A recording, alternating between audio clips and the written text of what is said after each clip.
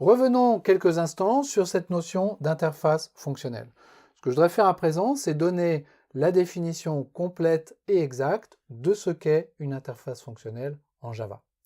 On a vu pas mal d'exemples d'interfaces fonctionnelles, et surtout ce qu'on a vu, c'est que une lambda expression, à partir de Java 8, c'est l'implémentation d'une interface fonctionnelle. Une lambda, ce n'est pas l'extension d'une classe, qu'elle soit abstraite ou concrète, c'est nécessairement l'implémentation d'une interface, et cette interface doit être fonctionnelle. Donc, qu'est-ce que c'est qu'une interface fonctionnelle? Premièrement, c'est une interface. Ça va mieux en disant. Deuxièmement, cette interface ne doit avoir qu'une unique méthode abstraite.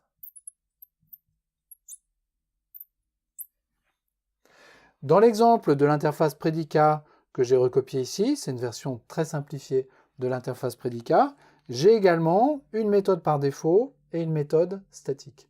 Les méthodes par défaut et les méthodes statiques ne sont pas des méthodes abstraites, donc je peux en avoir autant que je veux. Autant de méthodes par défaut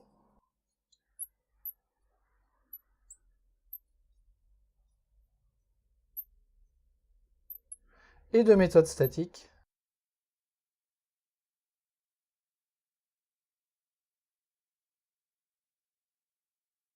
que l'on veut.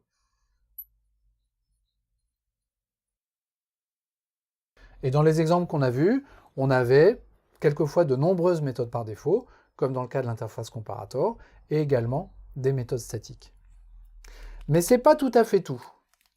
En fait, je peux avoir des méthodes abstraites autres, en l'occurrence dans prédicat que la méthode test, à condition que ce soit des méthodes de la classe object.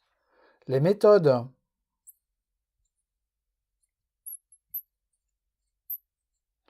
de la classe object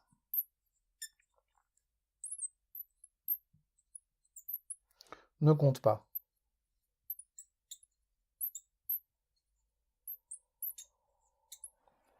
Pourquoi est-ce que je pourrais avoir envie de mettre une méthode de la classe object dans une interface fonctionnelle? Ou dans une interface tout court d'ailleurs? Parce qu'en fait, cette méthode définie dans l'interface ne va rien imposer pour l'implémentation, étant donné que tout est object en Java, sauf les lambda, et que donc tous les objets que je vais construire vont avoir ces méthodes de la classe object mécaniquement. En fait, la raison, c'est que quelquefois, on a besoin de préciser la sémantique de ces méthodes.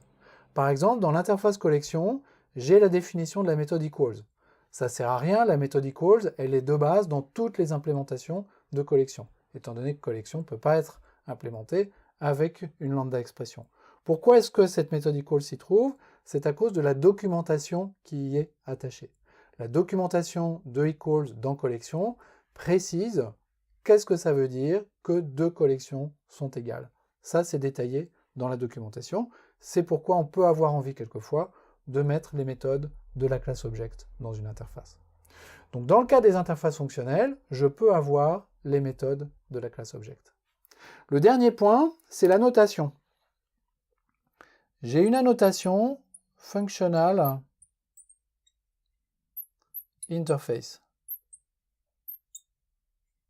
Et en fait, si on regarde l'interface prédicat, sur l'interface prédicat, de même que sur toutes les interfaces fonctionnelles du package Java Util Function, j'ai cette annotation functional interface. Cette annotation, elle est optionnelle. Je ne suis pas obligé de la mettre. C'est une option que je peux mettre sur mon interface fonctionnelle. À quoi est-ce qu'elle sert? En fait, si je mets cette annotation sur une interface et que dans mon interface, j'ai plusieurs méthodes abstraites, donc que cette interface n'est pas fonctionnelle, le compilateur va me mettre une erreur de compilation sur cette annotation. Le compilateur va me dire, là, tu me dis que cette interface doit être fonctionnelle, et en fait, moi, quand j'analyse l'interface, elle n'est pas fonctionnelle. Les interfaces simples dans lesquelles j'ai juste une méthode abstraite et une ou deux méthodes par défaut, c'est assez facile à l'œil nu de voir si elle est fonctionnelle ou pas. Quand on a des interfaces beaucoup plus volumineuses, comme l'interface comparator qui fait plus de 500 lignes, là c'est plus facile de se tromper. Donc le fait de mettre cette annotation, c'est une sécurité qui permet de détecter dès la compilation si l'interface est fonctionnelle ou non. Pourquoi est-ce que cette annotation est optionnelle? C'est tout simplement pour des raisons de compatibilité ascendante. Si j'ai du vieux code antérieur à Java 8, je n'ai pas besoin de le recompiler, les interfaces qui n'ont qu'une seule méthode abstraite dans ce vieux code deviennent fonctionnelles mécaniquement en Java 8 et peuvent être implémentées avec des lambdas, sans modification. Si cette annotation avait été rendue obligatoire, il aurait fallu que je reprenne mon vieux code, que je le refactore, que j'ajoute cette annotation partout, et que je recompile ce code pour pouvoir implémenter mes vieilles annotations avec des lambdas.